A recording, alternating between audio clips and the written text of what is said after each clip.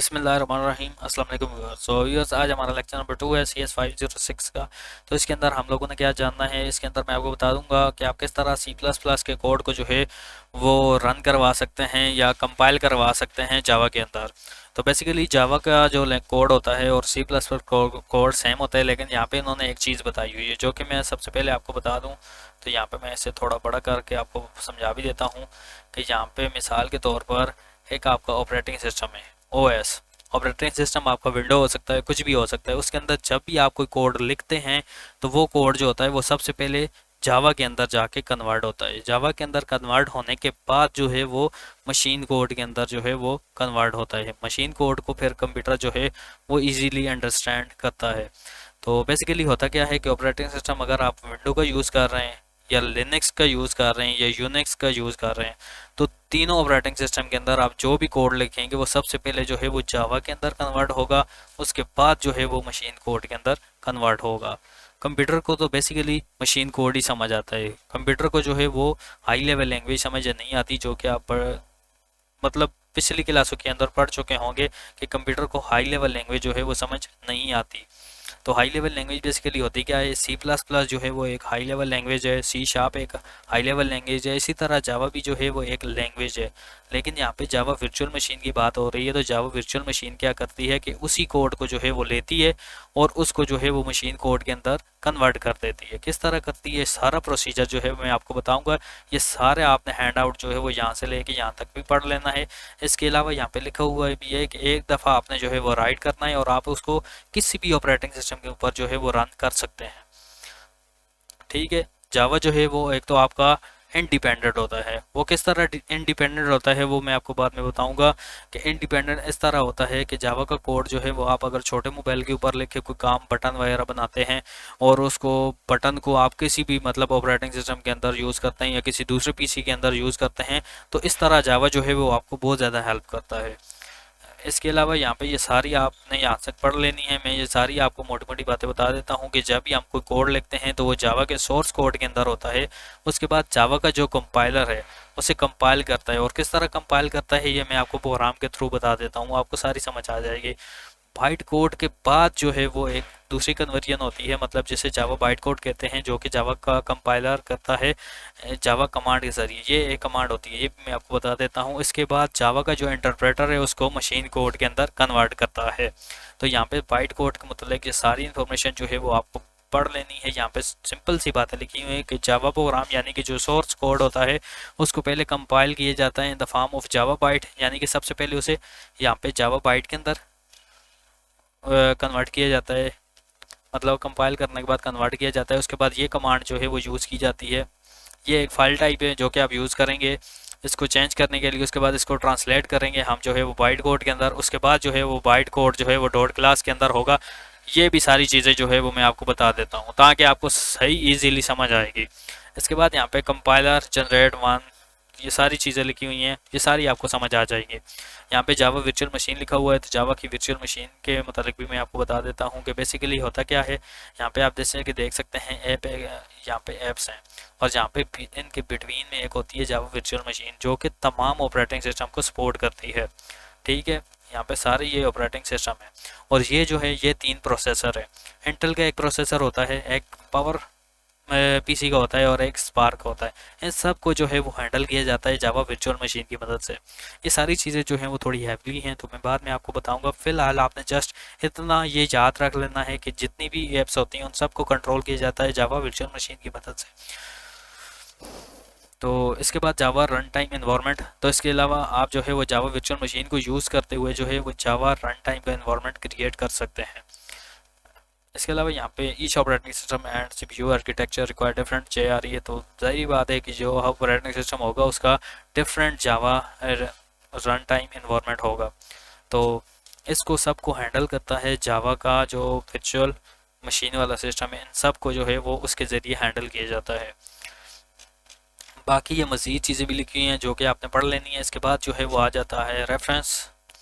तो आपने इन बुक्स का जो है वो रेफरेंस लेना है, इसको गोली मारें आप। इसके बाद मैं आपको बता देता हूँ कि जावा प्रोग्राम जो है वो 5 फेजेस के ऊपर वार करता है, एडिट, कंपाइल, लोड, वेरीफायर और एग्जीक्यूट के ऊपर।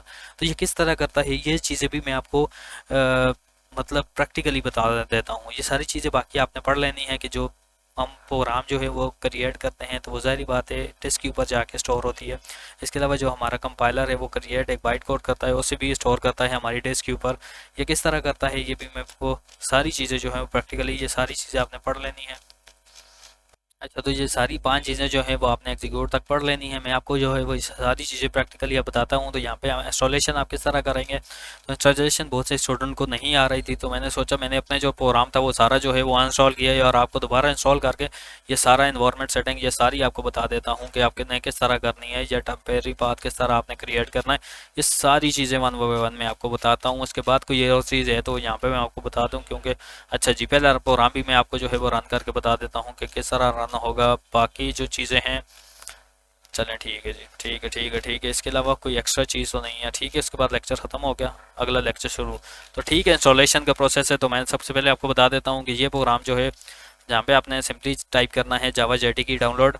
तो ये जो है वो लिंक ओपन हो जाएगा, इसको आपने सिंपली ओपन करना है। ओपन करने के बाद मैं आपको बता देता हूँ कि यहाँ पे जो है वो डिफरेंट टाइप के आपको जो है वो मिलेंगे। तो यहाँ पे जावा डाउनलोड के ऊपर जस्ट आपने क्लिक करनी है। उसके बाद यहाँ से आपका अगर सिस्टम जो भी सिस्टम है आपका, अगर लिनक्स सिस्टम है तो आपने उसके ऊपर यूज़ करना है ऑपरेटिंग सिस्टम। यहाँ पे मैं विंडो के ऊपर क्लिक करता हूँ। इसके अलावा यहाँ पे आपको मिल जाएगा 64 बिट आर्काइव इंस्टॉलर। तो मैं कहता हूँ कि आपने इसके ऊपर ही क्लिक करके इसको ट्रैक ही डाउनलोड कर लेना है। ये जिप फाइल आपको मिलेगी बेसिकली, तो आप इसके ऊपर भी अगर करना चाहें तो कर सकते हैं। मैं आपको बता देता हूँ कि मैंने किस तरह मतलब इसको जो है वो किया है। तो मैं जैसे कि देख सकते हैं कि मैंने इस फाइल को जो है वो ऑलरेडी डाउनलोड किया हुआ है। तो ये आई थिंक फाइल है, इसको आपने आपके कुछ भी वर्जन हो सकता है। आजकल जो नया वर्जन चल रहा है वो आई थिंक 14 का है, तो 17 वर्जन चल रहा है, लेकिन ये वर्जन 12 है। तो ठीक है जी, आपने अपनी मर्जी का कोई भी वर्जन जो है वो इंस्टॉल कर लेना है। तो सिंपली आपने इसको ओपन करना है, ओपन के ऊपर जस्ट क्लिक करनी है। इसके बाद आपने कुछ टाइम वेट कर लेना है। प्रिपेयर टू इंस्टॉलिंग नेक्स्ट के ऊपर क्लिक करना है, नेक्स्ट करना है, ठीक है हो गया। उसके बाद आपने कुछ टाइम वेट कर लेना है। वेट करने के बाद ये सारी फाइल को जो है वो कॉपी करेगा। मैं आपको शुरू से लेके एंड तक तमाम प्रोसीजर जो है वो इसी के ज़रिए बता दूंगा। इसके बाद जस्ट आपने क्लिक कर देनी है क्लोज के ऊपर। क्लोज के ऊपर जस्ट आपने क्लिक करनी है। उसके बाद मैं यहाँ पे आपको बता देता हूँ कि आपने सबसे पहले क्या करना है। यहाँ पे CMD लिखना है। CMD लिखने के बाद यहाँ पे आपने चेक करना है जावा, और उसके बाद आपने जो है वो यहाँ पे लिख देना है वर्जन।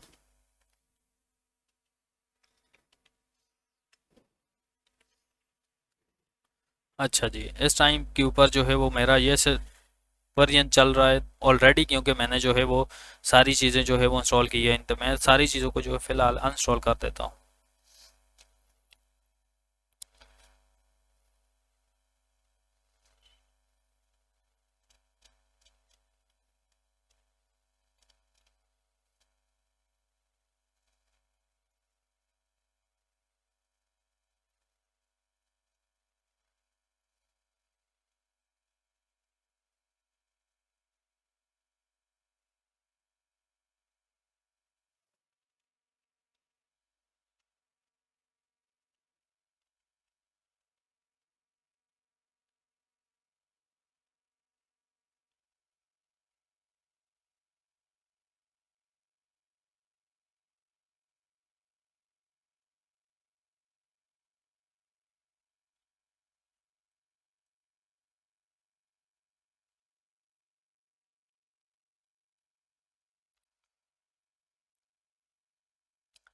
तो व्यर्स आपने क्या करना है, आपने सबसे पहले जो है वो आ जाना है CMD के ऊपर, और यहाँ पे जस्ट आपने क्लिक करना है।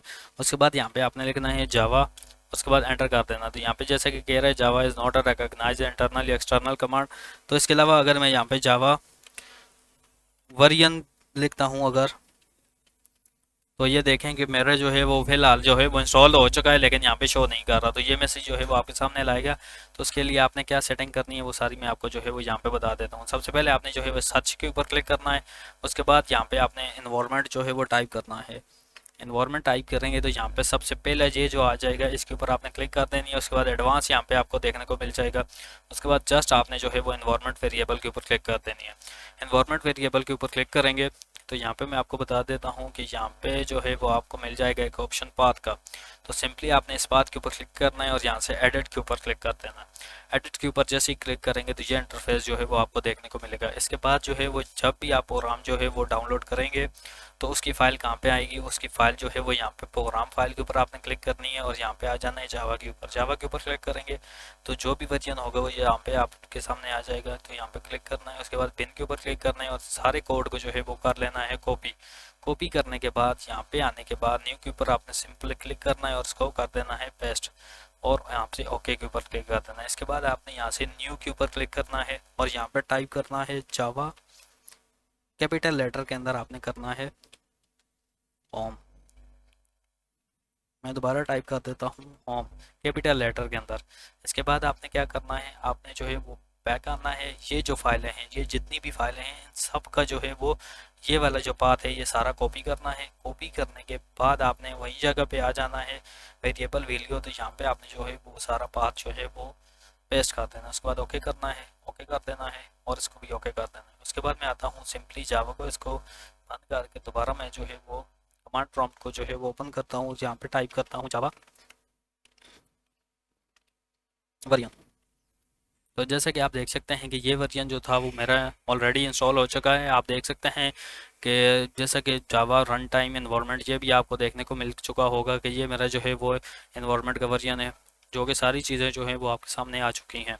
तो इसके अंदर जो है वो मैं बेसिक सा प्रोग्राम भी आपको रन करके बता देता हूँ कि आप किस तरह जो है वो उसको यूज़ करेंगे।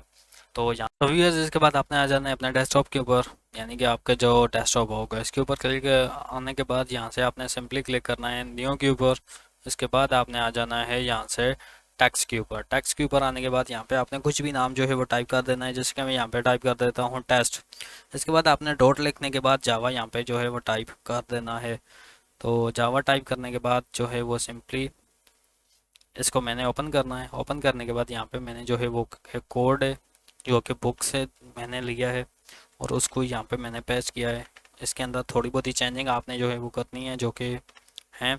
और यहाँ पे क्लास जो है वो ऑलरेडी मैंने जो है वो दिया हुआ है, इसका जो नाम दिया हुआ है आपने वही नाम यहाँ पे सेम दे देना है। यहाँ पे मैंने जो है वो क्लास का नाम टेस्ट दिया है, क्योंकि जावा के अंदर जो है वो हम क्लास बना रहे हैं, तो यहाँ पे क्लास जो होगी वो टेस्ट ही आपने देनी है। ये जैसा कि टेस्ट डॉट जावा लिखा हुआ है, इसको आपने कर लेना है सेव। सेव करने के बाद जो है वो अब मैंने इसको जो है वो करना है रन। तो ये जो है वो मेरे डेस्कटॉप के ऊपर बन गई है टेस्ट डॉट जावा फाइल। तो मैं आपको डेस्कटॉप के ऊपर से भी बता देता हूँ कि यहाँ पे जैसे कि आप देख सकते हैं, एक सेकंड, टेस्ट डॉट जावा।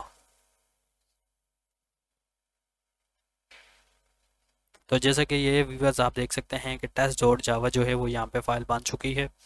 तो सिंपली जो है वो मैं इसे ओपन करूँगा तो ये कोड जो है वो आप देख रहे हैं ये होगा। आपने इसको जो है वो थोड़ा सा चेंज करना है। आपने सेम बुक वाला जो है वो कॉपी पेस्ट नहीं करना, बल्कि इसके एंगल्स को जो है वो आपने ख्याल रखना है।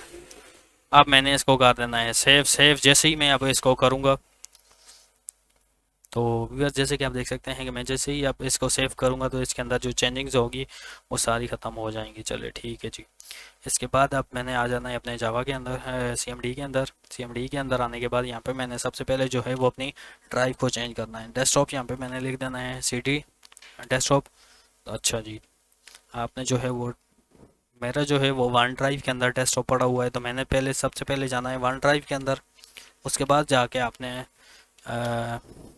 जाना है आई थिंक डेस्कटॉप के अंदर। तो आपकी मर्ज़ी है कि जहाँ पे आप जाना चाहते हैं। आपने डायरेक्ट CD डेस्कटॉप लिखना है तो आपका डेस्कटॉप जो है वो आ जाएगा।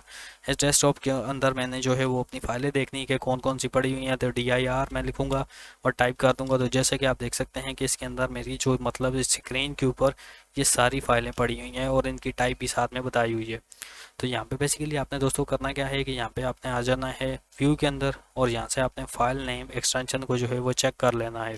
चेक करने के बाद ये सारी जितनी भी फाइलें होंगी उनके साथ जो है वो एक्सटेंशन ऑटोमेटिकली जो है वो ऐड हो जाएगी, जिससे आपको पता चलेगा कि कौन सी फाइल क्या है। ठीक हो गया। अब मैं जो है वो इसका ये जैसा कि आप देख सकते हैं कि डॉट मैंने जावा लिखा हुआ है, तो मैंने इसके ऊपर क्लिक करना है, रीनेम के ऊपर आना है और यहाँ पे मैंने जो है वो उसको ख़त्म कर देना है। इसको मैंने दोबारा कर देना है यस के ऊपर क्लिक। तो जैसे कि आप देखेंगे कि फ़ाइल जो है वो मेरी ऑलरेडी जो है वो जावा के अंदर हो चुकी है।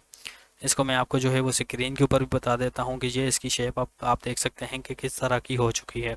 तो यहाँ पे मैं जो है वो आपको बताता हूँ कि मेरी फ़ाइल कौन सी है इसके अंदर चूँकि डेस्कटॉप के ऊपर बहुत ज़्यादा फाइलें पड़ी हुई हैं, तो यहाँ पे मैं जो है वो सिंपल सी फाइल जो है वो आपको रन करके बताना चाहता हूँ। तो ये देख सकते हैं कि test dot java dot T X T है।